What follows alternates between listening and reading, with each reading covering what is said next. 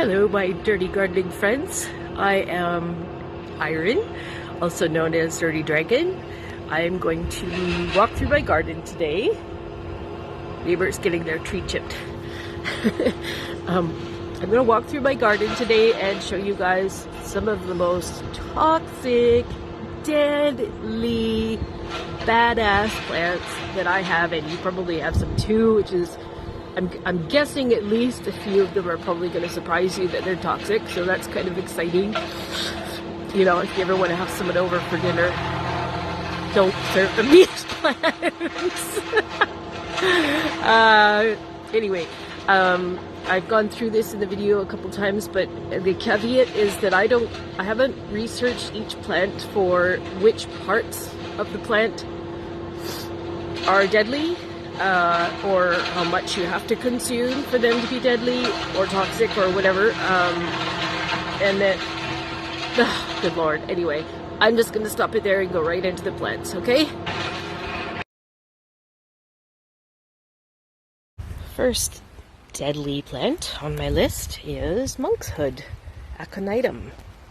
Beautiful, beautiful plant. Mine grows up to about 12 feet tall or so, and then has the typical blue flowers that looks like a medieval monk in a hood.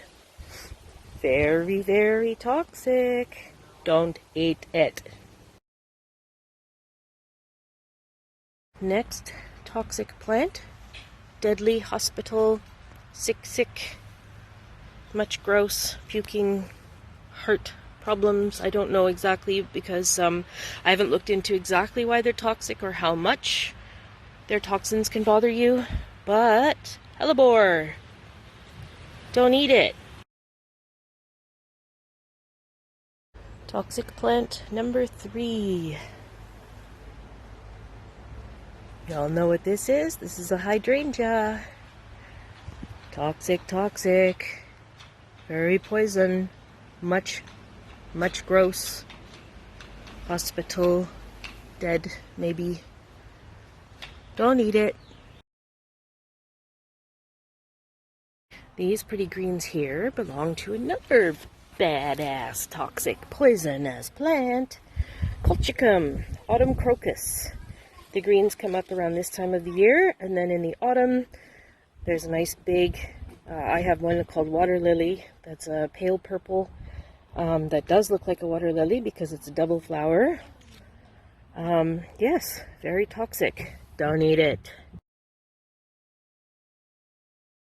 And this one we're all familiar with. Probably know that it's toxic, I'm guessing. Bad for heart stuff. Also medicinal, which a lot of toxic things are when you use them properly. This is Digitalis. Don't eat it. This one is the Selenium family. Teakers, precious. And tomatoes and eggplants and all that good stuff. Very toxic. Bad. Much sick. Very hospital. Wow. Don't eat it. Alright, next toxic plant is Delphinium. Imagine that, eh? Very bad for you to eat. Very pretty in the garden. Don't eat it.